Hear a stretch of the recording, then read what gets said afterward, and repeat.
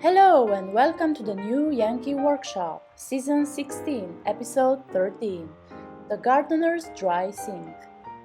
Here is a place to organize your horticultural life. Meant to go outdoors or in, this hard-working bench provides a place to work on plants, repot them, and to store the numerous items plant lovers use.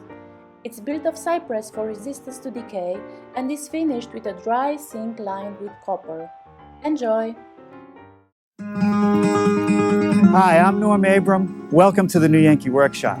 Today we're going to build a gardener's dry sink. We got the idea during a visit to a designer show house in Lincoln, Massachusetts. It was a painted piece set in a flower cutting room. You could store garden books, garden tools, and all your vases, and it was a nice place to cut the flowers and set them up for display. You could also use the piece outdoors on a patio or a deck where you could pot plants or display plants. Ours is made out of river-recovered cypress, so it'll hold up great outdoors. I'll show you how to build one next, right here in the New Yankee Workshop. Funding is provided by... Well, this is a treat. We're at the Junior League of Boston's Decorator Show House. They've been doing this event for 30 years. Each year it's a different house, and each year they invite the hottest decorators from Boston to come in and participate. Each one is given a space, so one decorator did this library. Let me show you what the decorator did out here in the hallway. Instead of using wallpaper, they painted this beautiful historic mural. And over here, the plank between the back stairway was painted a nice farm red. And check out this powder room. If you like black, red, and stainless steel, this is for you. Some of this is cutting edge, I must say. But here in the kitchen, things are a little more traditional. A country kitchen, painted bright yellow. And over here in the flower cutting room is the piece I wanted you to see. Right here. It's a European dry sink. It's a reproduction. It's made to look old with this paint treatment. And I think if I had this, I would line this recess with copper, or perhaps even make it into a functioning sink for the house. There are a couple drawers, one on each end for storage. Some nice big shelves down below with plenty of room. I think you could use this piece in a lot of different places in the house. So I'll take a few measurements, and we'll go back to the shop and build our own. Well, here's our version of the gardener's dry sink. The one that we saw at the showcase house was painted, and that was a concern to us because that can be a maintenance issue. So we decided to build ours out of cypress, which is a wood naturally resistant to decay and rot. It's a very popular wood down south, but they don't grow very much of it anymore. Fortunately for us, a lot of logs went to the bottom of rivers over 100 years ago, and today they're carefully being brought to the surface, slabbed into wood, dried, and then made available to woodworkers. Now, an alternative to the cypress would be cedar or perhaps redwood, mahogany, or even teak. But when you start using teak, it starts to get a bit pricey. Another change that we made to the project was to put in this copper sink. And this is the work of Larry Stearns, our talented coppersmith up in Vermont. If we want to later, we can actually cut a drain in the bottom of this, and we could bring water to this project. So it's a very versatile project. If you'd like to build your own version of the gardener's dry sink, a measure drawing is available with the materials list, and you'll hear more about that before the program ends. I want to get started today working on these legs. Now, here's some of the stock for the project we're building today, all planed and sized.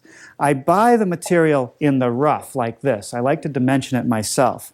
Now, this is a piece of what's called 8/4. You can see it's a little over 2 inches, or 8/4. And I'll use that material to get leg blanks like this after running it through my joiner and my surface planer.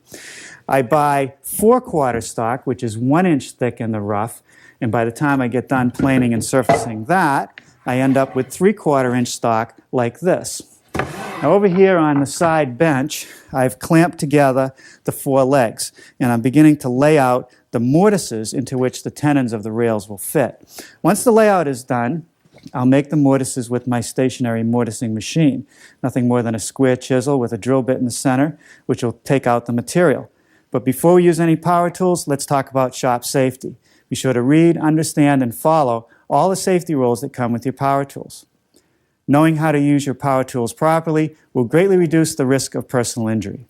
And remember this, there is no more important safety rule than to wear these safety glasses. Now, the first thing I'm going to do is make the mortises for the lower rails.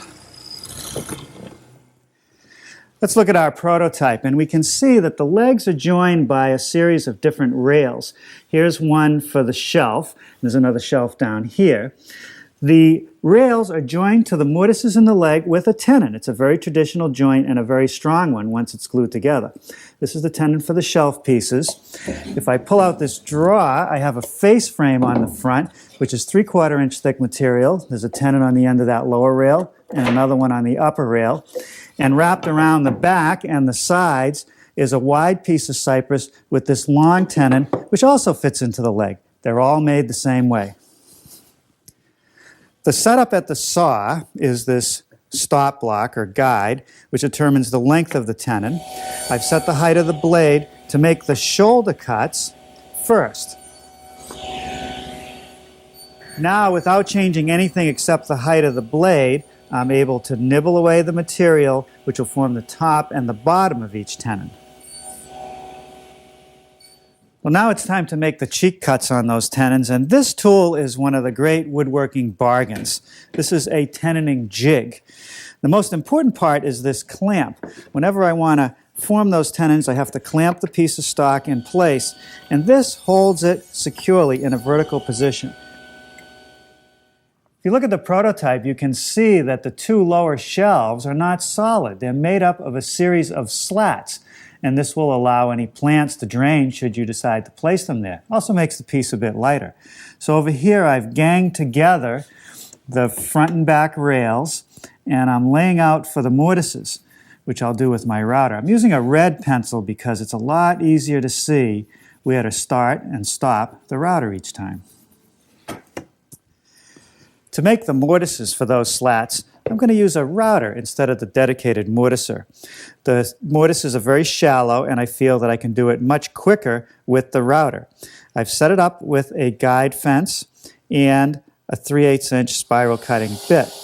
Now the trick is that I want to plunge down and go line to line, lift it up, move on, and go down the entire length. Here I'm beginning to form the tenons on the slats for the shelf. I've set up the dado head and my sacrificial fence. Because it's such a short tenon, the dado is ideal because one pass through not only gives me the shoulder cut, but it also gives me the cheek cut. Now with the fence in the same position, but the dado raised slightly, I'm able to complete the top and bottom of each tenon. Well, we all know you can't fit a square peg in a round hole. So by using a utility knife, I'll knock off the corners, and that problem will go away.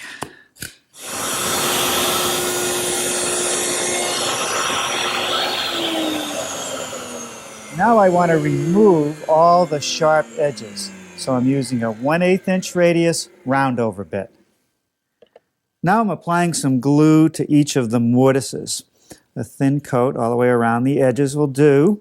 This is a water-resistant glue, which is perfect for a project that could be outdoors and subject to wetness. Now this is the tricky part. I have to get all the tenons on the other side engaged and clamp this together before the glue sets up.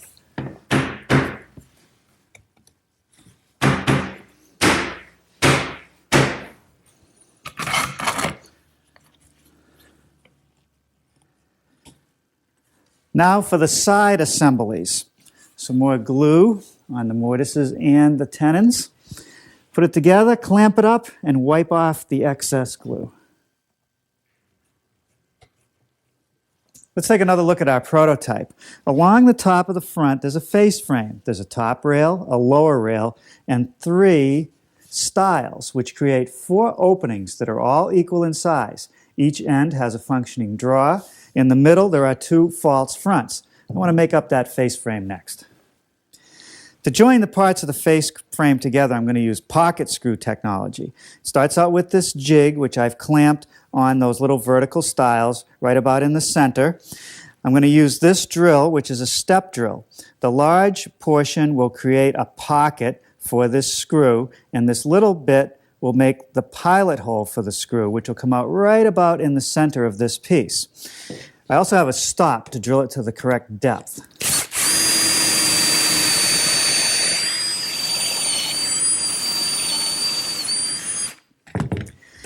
Now the screws that I'll be using to assemble the pieces are special as well. It's a pan head screw. If I were to use a tapered screw, it wants to split the wood as I squeeze the piece together. With the flat head or the pan head, it really sucks the stock together. A little bit of glue, that's not going to hurt. Line it up with my pencil marks to locate the piece.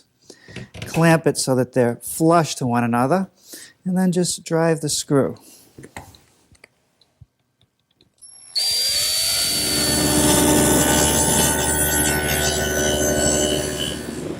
I've just made 2 dados in the back rail.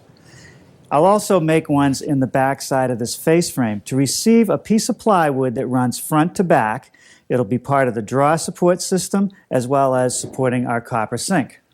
Now before I cut the dados on the back side of that face frame, I want to show you one detail about the layout. I have to make sure that these screws are in the center of these stiles and away from where the groove is going to be run.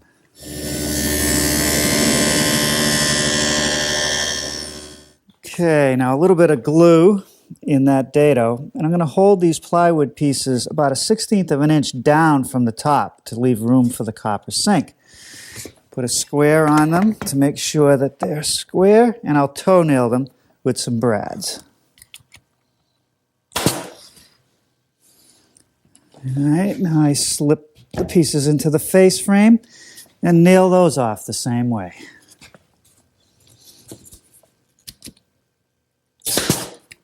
All right, now it's time to put all the sub-assemblies together. And since the piece is so large, I've put my glue board down on the floor to protect the wood of the side pieces. Once again, more glue in all these mortises, and then on the tenons. Now we'll put some glue on the tenons of the shelves. Now I do have to pay attention when I put these shelves in. It would be very easy to put them in upside down. I want to make sure the slats are closest to the top side.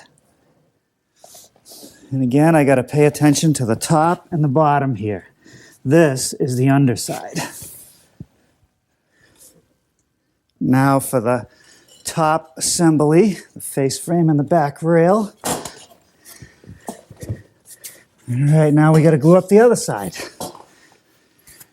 Now this side has all the glue installed, and this is ready to go.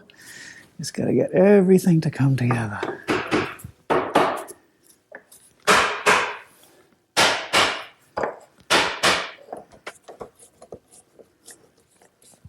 All right.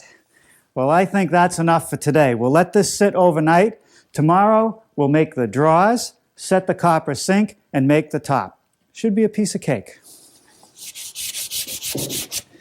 Oh, good morning. Last night, the base that we clamped up cured. That's finished. All the clamps have been removed. And I want to get started today by working on the countertop of our gardener's dry sink.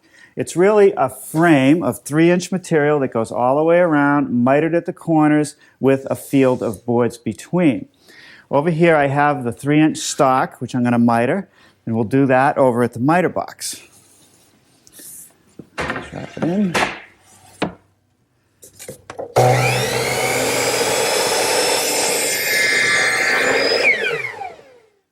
Now, the best way to make both pieces match perfectly is not to measure the second piece, but to mark it from the first one that I cut.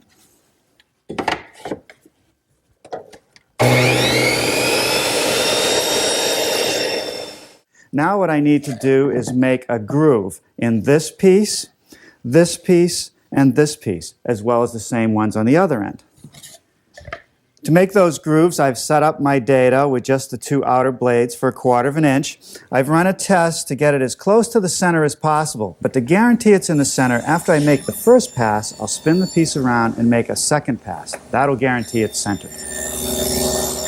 On the long pieces of the frame for the countertop, I also need a groove to pick up tongues on the ends of the boards in the field. But I don't want that to go through because I have this sink opening. It's a stopped groove. I can't do that at the table saw. I'll use my router station. I've set up the router with a 1/4" spiral cutting bit, and I've centered the split in my fence over the bit. On the stock, I have my layout line, which I've transferred to the other side, so that I know when I reach the split, that's where the groove stops. I'll shut the router down and lift the piece off.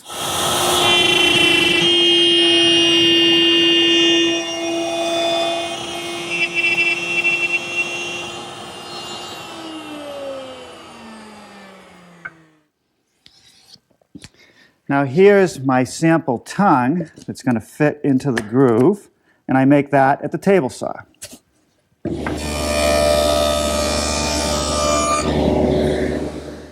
I've made some sample tongues on the ends of one of the pieces for the field, and I want to show you how that works. The tongue slides into the long rail, then the short rail fits over the tongue on the end, and it meets right at the miter. The same thing happens on the other side, just like that. Now those are made over at the table saw. Now using my miter gauge in combination with the dado and the sacrificial fence, I can precisely control the end cuts.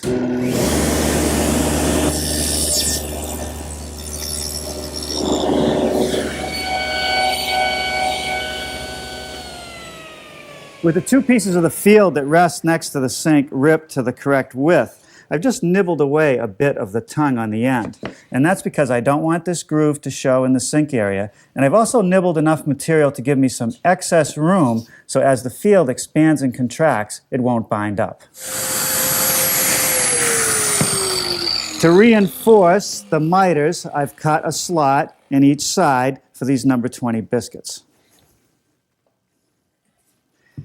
Now let me show you the sequence of the glue up. First, I'm going to glue the tongue and groove joints along the length of each piece of the field. I want those to come out as a panel.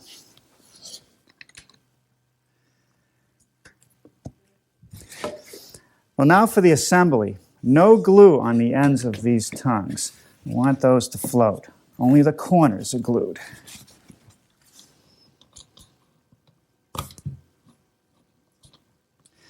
Let's take another look at the prototype. I didn't secure the top yet because I wanted to show you what's going on inside. We have this nice copper sink which has flanges, and it sits on the plywood that I put in earlier. I've added a thin strip along the front and back to add some support, and I routed it out slightly so that the flange is flush with the face frame. Now on the drawers, there are several pieces of wood that help guide it. There are supports for the bottom on both sides. There are side guides on each side and a couple pieces at the top to keep it from tipping out as it's opened. We'll take care of all those things next. Well, now for some draw supports and guides. This is a 3/4 inch by 3/4 inch support piece, and I'm going to nail this piece on the side, which will guide the side of the draw.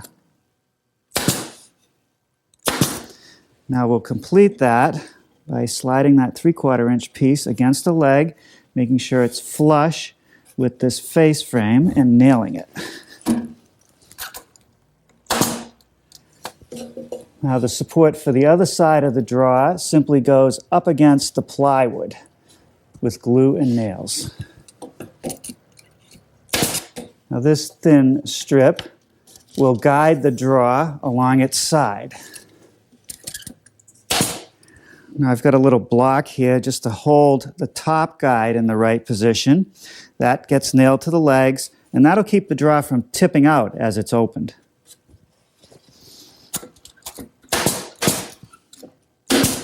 Now we'll do the same setup for the other drawer. Here I'm beginning to remove some material so that the sink flange will be flush with the rail. Here I'm using my portable oscillating spindle sander to knock off the corners of the counter.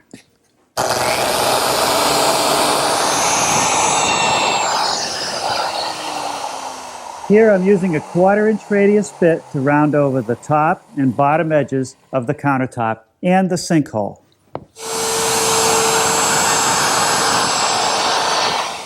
All right, let's drop the copper sink in. That's great. And now I'm going to position the top centered on the base and then lay out for some screws that will secure it to the base. Now here I'm pre-drilling and countersinking for the screws.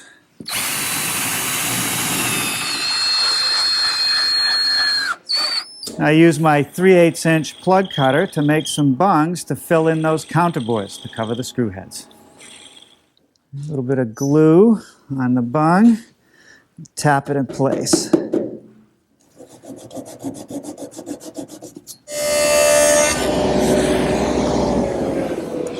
Well, now it's time for some draws. Here's one of the fronts, and I've just rabbited all 4 edges so it'll overlay the face frame. I'm joining the sides of the draws to the fronts with dovetail joinery. So I've broken out my dovetailing jig. I've set the side piece in here. I'm going to cut the tails first.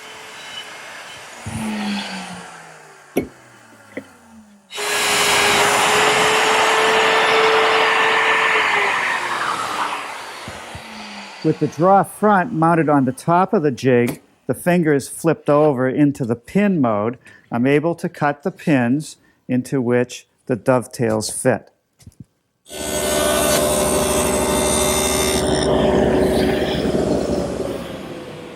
This dado in the side piece is to accommodate the back of the draw.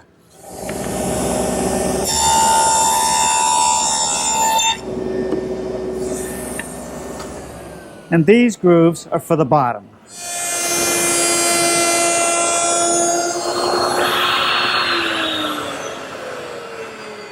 With a 1/4 inch radius bit in my router, I'm able to ease the edges of the draw front and provide this little lip as a detail. Now what I like about this dovetail joint is glue only. No need for mechanical fasteners. Okay, now the bottom goes in dry. No glue there. And then the back. A few brads will hold it together until the glue sets. Okay, now for the false fronts. A little bit of glue, and they're just going to get tacked into the opening with a couple pin nails, and that'll hold it while the glue sets. I've roughed out 4 of these little brackets. There's going to be one under the face frame here, one under this shelf, the same thing down on the other end. And once these are installed, this piece is ready for the finishing room.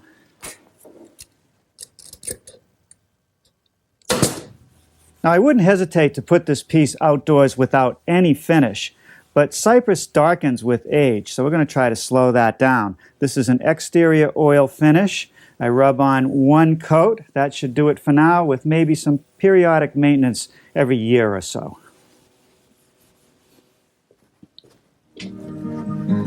Well, here it is, our completed gardener's dry sink.